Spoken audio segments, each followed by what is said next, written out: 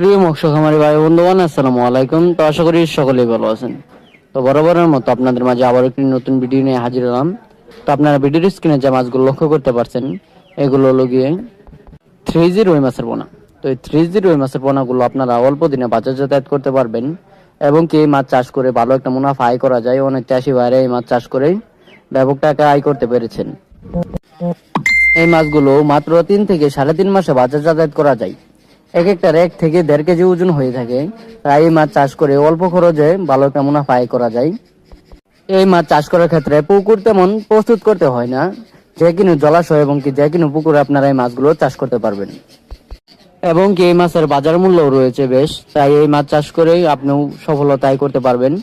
তো এই মাছ যারা চাষ করতে চান এবং কি চাষের প্রতি আগ্রহী আছেন, তারা আমাদের ভিডিওর স্ক্রিনে দেওয়া নাম্বার আমাদের সাথে যোগাযোগ করতে পারেন।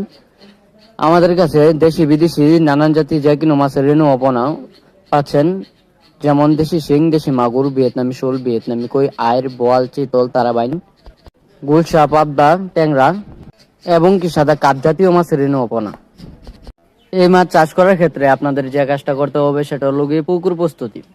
আপনারা যদি সঠিকভাবে সঠিক নিয়মে পুকুর প্রস্তুত করতে পারেন, তাহলে মাছ চাষ করে আপনারা ভালো একটা মুনাফা আয় করতে পারবেন। এই মাছ চাষ করার ক্ষেত্রে আপনারা পুকুর প্রস্তুতি কিভাবে নেবেন?